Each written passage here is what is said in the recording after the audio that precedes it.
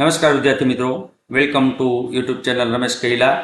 ખૂબ સરસ મજાની વિડીયો સિરીઝ જેમાં ઘર બેઠા કરો ક્લાસીસ, આવા સરસ મજાના નોમ સાથે જે વિદ્યાર્થીઓ અનિવાર્ય સંજોગોના લીધે ક્લાસીસમાં જઈ શકતા નથી, ક્યાંય જોબ કરતા હોય અને ક્લાસીસ ન કરી શકે તેવા વિદ્યાર્થીઓ માટે 50 માર્કનું એટલે કે મિડવાઇફરી અને ચાઇલ્ડ હેલ્થ ઘર બેઠા જે વિડીયો જોઈ અને આવા જ વિડીયો આપણે દરેકે દરેક સબ્જેક્ટના મૂકવા છે. ગુજરાતી ગ્રામર છે, ઇંગ્લિશ ગ્રામર છે અને તમામ પ્રકારના રિઝનિંગ, તમામ પ્રકારના ક્વેશ્ચનના આપણે મૂકવા છે. તો 100% વિડીયો નિહાળો, આપણા મિત્રો સાથે વિડીયો શેર કરો અને વિડીયોને લાઇક કરો. આ અગાઉ આપણે ઓલરેડી પાર્ટ 1, 2, 3, 4 આપણે પબ્લિશ કરી જ દીધા છે. તો આગળ આપણે જોશું પાર્ટ 5 અને પાર્ટ 5માં આપણે મિડવાઇફરીમાં જોશું એન્ટીનેટલ કેર. તો એન્ટીનેટલ કેર પણ આપણા માટે ખૂબ જ મહત્વનું છે. તો એન્ટીનેટલ કેરમાં શું આવે, તો એન્ટીનેટલ કેર એટલે શું, એન્ટીનેટલ કેર દરમિયાન કઈ કઈ સંભાળ રાખવામાં આવે, એન્ટીનેટલ કેર દરમિયાન કેવા પ્રકારનો ખોરાક આપવામાં આવે, આ બધી જ વાતની આપણે આમાં છણાવટ કરશું. તો શરૂ કરીએ. એન્ટીનેટલ કેર એટલે શું? એન્ટીનેટલ કેર એટલે શું? તો તેમાં જોઈએ, માતાની પ્રેગ્નન્સી દરમિયાન લેવામાં આવતી કાળજીને એન્ટીનેટલ કેર કહેવાય છે. આ કાળજી સગર્ભાવસ્થાની જાણ થાય ત્યારથી શરૂ કરીને લેબર સુધી લેવામાં આવે છે.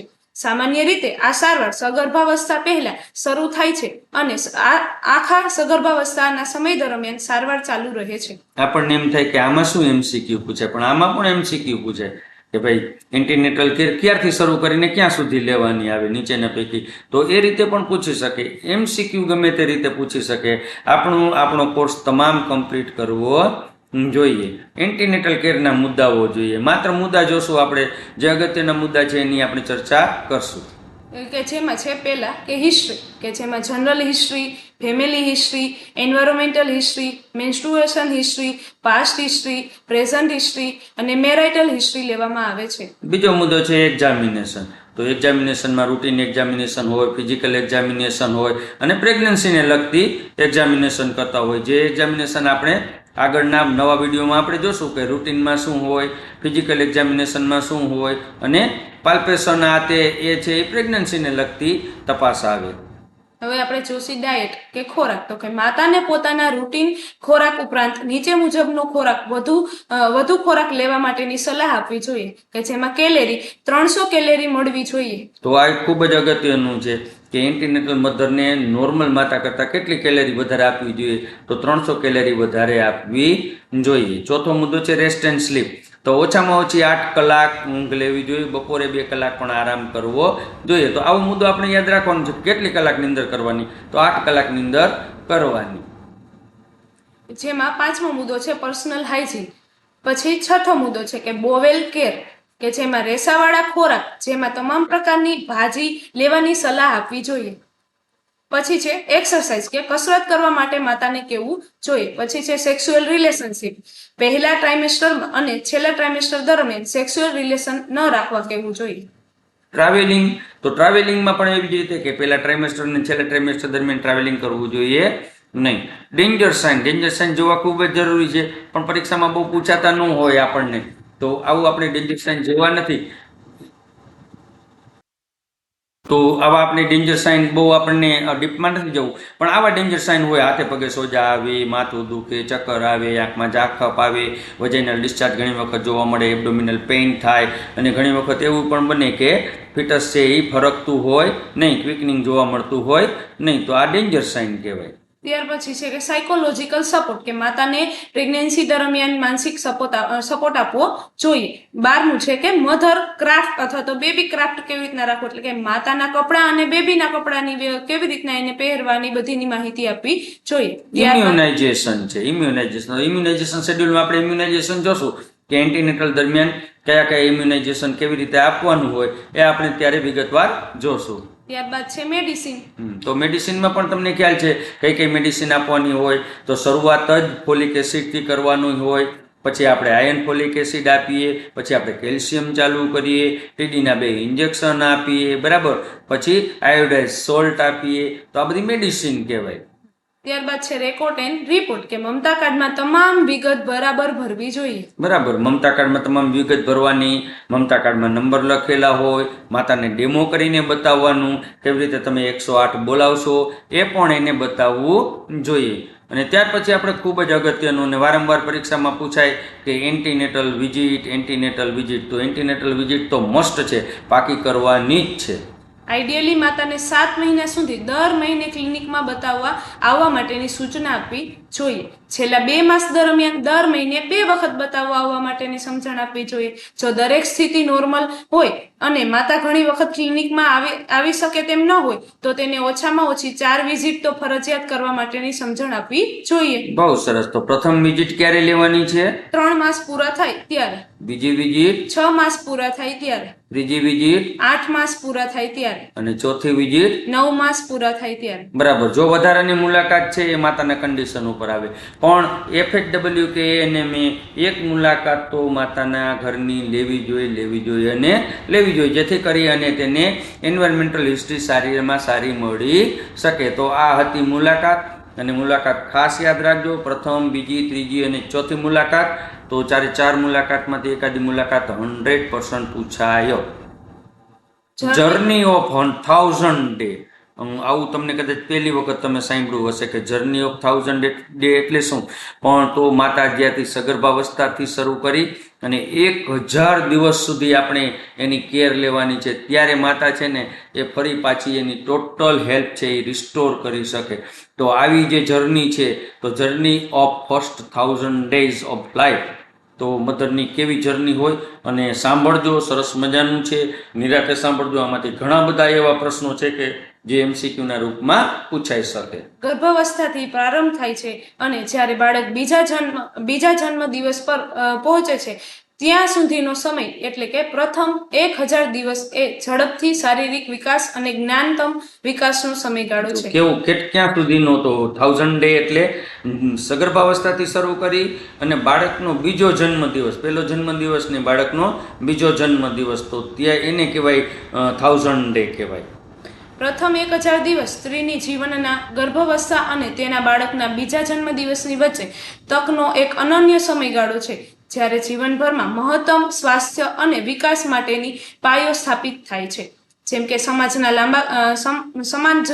લાંબા ગાળાના આરોગ્ય, સ્થિરતા અને સ્મૃતિના ફાળો આપે છે. બરાબર. તો આ 100 ડેઝ, આ 1000 ડે એવા છે કે જેમાં માતા છે મહત્તમ સ્વાસ્થ્ય પોતાનું પાછું લાવે. કારણ કે આ એક વખત એવું હતું કે માતા એન્ટીનેટલ હતી, ક્યાંય બહાર નહોતી જઈ શકતી, સમાજને નહોતી હળી મળી શકતી, અને હવે ફરી પાછી સામાજિક થવા જાય છે. પ્રથમ 1000 દિવસ જીવન માટે આરોગ્યને આકાર આપે છે. ગર્ભાવસ્થા અને બાળકના બીજા જન્મ દિવસે વચ્ચેનો 1000 દિવસ એ બાળકના ભાવનાત્મક અને શારીરિક વિકાસ પર હકારાત્મક અસર માટેનો સૌથી મહત્વપૂર્ણ સમય છે. સગર્ભા અને સ્તનપાન કરાવતી સ્ત્રીનું આરોગ્ય અને સુખાકારી તેના શિશુના વિકાસ અને આરોગ્ય સાથે સીધા જોડાયેલ છે. તો આ 1000 ડે છે એ માત્ર માતા માટે જ અગત્યનું નથી, એટલું જ અગત્યનું છે બાળક માટે. કારણ કે આ સમયગાળા દરમિયાન બાળકના જે ઇમોશનલ જે ડેવલપમેન્ટ થવું જોઈએ, જે ફિઝિકલ ડેવલપમેન્ટ, શારીરિક વિકાસ થવો જોઈએ, ભાવનાત્મક વિકાસ થવો જોઈએ, એ ખૂબ જ થતો હોય. જો માતા આ 1000 દિવસ બાળકની સાથે રહીએ તો એક બાળકનો અનેરો વિકાસ થાય. એટલા માટે જર્ની ઓફ 1000 ડે કીધું છે. 1000 દિવસ 3 નંબરો ઉમેરવામાં આવે છે. 270 દિવસ એ માનવ સગર્ભાવસ્થાની સરેરાશ લંબાઈ છે, જ્યારે બાળક હોય જ્યાં સુધી તેણી અથવા તેણીની નિયત તારીખની નજીકમાં જન્મ ન થાય ત્યાં સુધીની કલ્પના. બરાબર. તો આ 1000 દિવસ છે એને 3 નંબરમાં એટલે 3 ભાગમાં વહેંચ્યા છે. તો 3 ભાગમાં કેવી રીતે વહેંચ્યા છે? તો પેલા 270 દિવસ કીધા. 270 દિવસ એની એન્ટીનેટલનો સમયગાળો, એન્ટીનેટલથી શરૂ કરીને ડિલિવરી સુધીનો સમયગાળો છે. તો આ 270 દિવસ કીધા. પ્રથમ 270 દિવસ સગર્ભાવસ્થાના છે, જેમાં સગર્ભાવસ્થાની જાણ થતાં તરત જ આંગણવાડીમાં નોંધણી કરાવવી, સમતોલ આહાર અને આરામની કાળજી, લોહ તત્વ, આયર્ન અને કેલ્શિયમની ગોળીનું નિયમિત સેવન, બીજા જન્મથી 6 માસના બાળકો માટેના 180 દિવસની સંખ્યા છે, જેમાં પહેલા 1 કલાકમાં માત્ર સ્તનપાન કરાવવું, 6 મહિના સુધી માત્ર સ્તનપાન આપવું, ગળથુથી મધ કે પાણી નહીં આપવું. તો આ થયા બીજા 180 દિવસ. આગળ 270 દિવસ પ્લસ 180 દિવસ. તો આ 270 દિવસ પછીના 180 દિવસ શું કરવું? તો ત્યારે બાળકનો ઓલરેડી જન્મ થઈ ચૂક્યો હશે.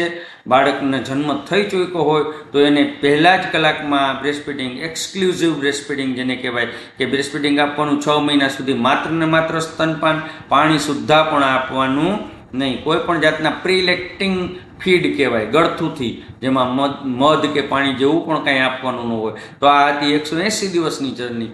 આપણને કોઈ કેમ કહે કે 1000 life of day of mother કેવી રીતે? તો 270 પ્લસ 180 180, અને હવે આવશે બીજા 550 દિવસ.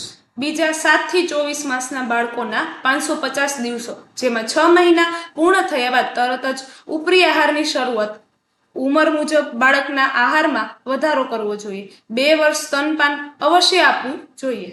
તો આ થયા 1000 દિવસની જર્ની. 270 દિવસ, 180 દિવસ, 550 દિવસ. ખૂબ અગત્યનું છે.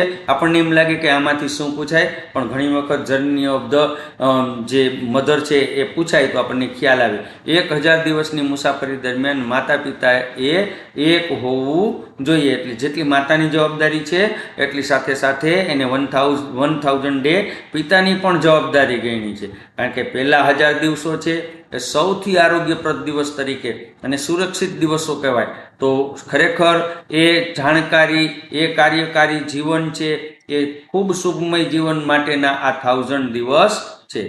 પ્રથમ 1000 દિવસોને સૌથી આરોગ્યપ્રદ દિવસ તરીકે સુરક્ષિત રાખવું તે વિશેનું કાર્યકારી જીવન.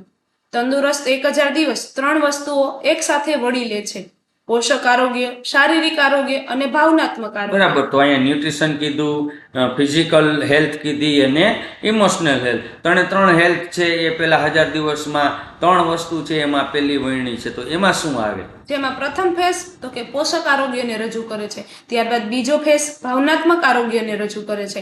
ત્રીજો ફેઝ શારીરિક સ્વાસ્થ્યને રજૂ કરે છે. એટલે આમાં એમ કીધું કે 270 દિવસ છે પહેલા, તો એમાં માતા જો બરાબર પોષણ લે તો બાળક સારું આવે. બીજો ફેજ 180 દિવસનો છે એ ઇમોશનલ ફેજ છે કે માતા બાળકની સાથે એટલું બોન્ડિંગ રાખે, એટલું એટેચમેન્ટ રાખે કે બાળકનું ઇમોશનલ ફેજ સરસ બને. અને ત્રીજો જે 550 દિવસનો ફેજ છે એમાં બાળકનો સારામાં સારો વિકાસ થતો. કારણ કે આપણને ખબર છે કે ટોડલર એજ દરમિયાન કે ઇન્ફન્ટ એજ દરમિયાન બાળકનો વિકાસ થાય. અમારું ધ્યેય બધી માતાઓ અને બાળકોની તંદુરસ્તી માટેનો છે, અને તે દરેક જાતે જ પોતાનો અનુભવ કરે છે. એક ઉદાહરણ દ્વારા, સ્તનપાન એ એક જ સમય છે જે બાળકને શ્રેષ્ઠ ખોરાક, પોષક આરોગ્ય, રોગ સામે સુરક્ષા પૂરી પાડવાનો અનુભવ કરાવે છે. આ 1000 દિવસ સૌથી વધુ મહત્વના છે. આ દિવસો દરમિયાન બાળકનો પાયો મજબૂત થાય છે. શારીરિક, ન્યુરોલોજીકલ, ભાવનાત્મક આરોગ્યનો પાયો નખાય છે.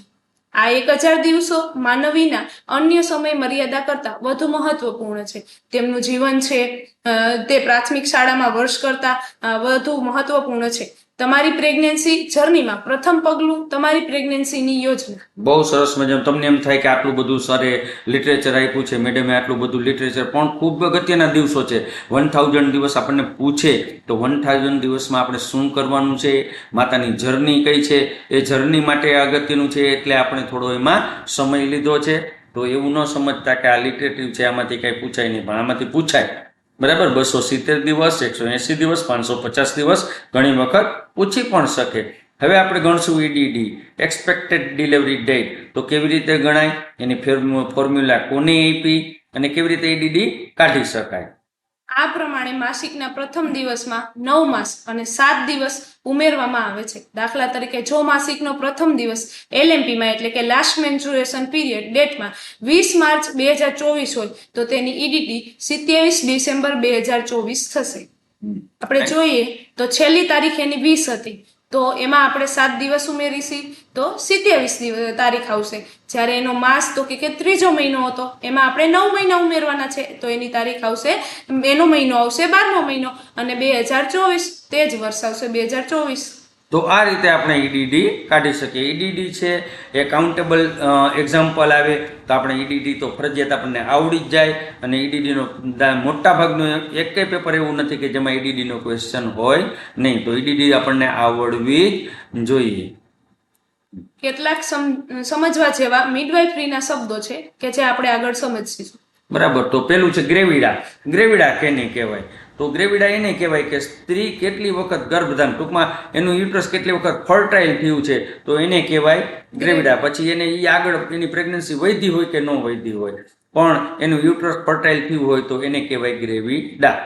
ત્યારબાદ છે પારા, એટલે કે સ્ત્રીએ કેટલા બાળકોને જન્મ આપ્યો છે, એટલે બરાબર. કે સ્ત્રીએ કેટલી વખત લેબર પ્રોસેસ કરેલી છે કે કેટલા બાળકોને જન્મ આપેલો, એટલે પારા.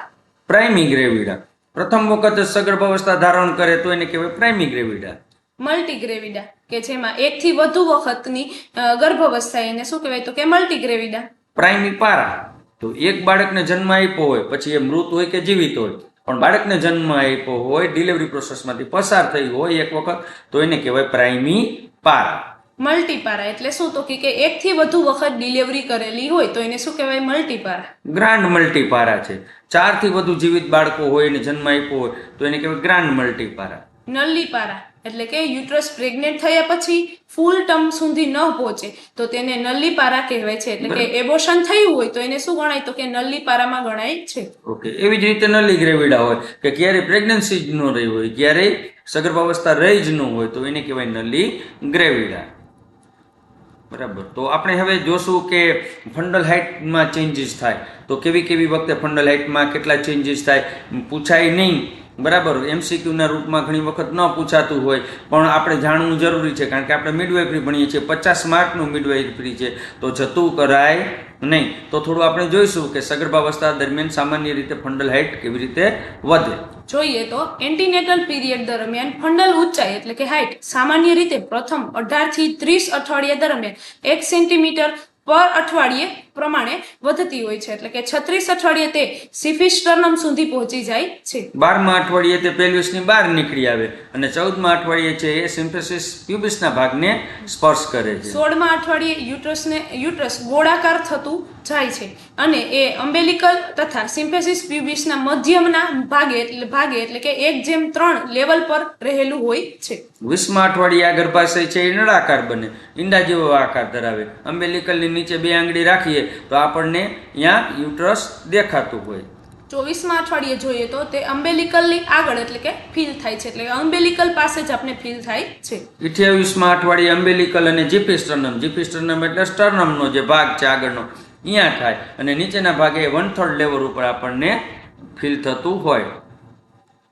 30મા અઠવાડિયે જોઈએ તો અમ્બેલિકલ તથા જીફિસ્ટર્નમના વચ્ચેના અંતરમાં નીચેના ભાગમાં એટલે કે 2:3 લેવલ પર આપણે જોવા મળે છે ફીલ થાય છે. 36મા અઠવાડિયે જીફિસ્ટર્નમની નીચે અને 38મા અઠવાડિયે જીફિસ્ટર્નમની આગળ આવી રીતે ટોટલ જર્ની થતી હોય. બરાબર, આવી ફિગરમાં બતાવેલું છે, તમે જ્યારે ભણ્યા ત્યારે આ તમે જોયું પણ છે. હવે આપણે જોઈએ કે ગુડ ફિટસ કેને કહેવાય, સારું ફિટસ. તો એના એવા સાઇન જોવા મળે કે જે આપણને એમ થાય કે ના અંદર ફિટસ છે, એનો વિકાસ બરાબર છે, એના જે સાઇન છે એ ગુડ છે.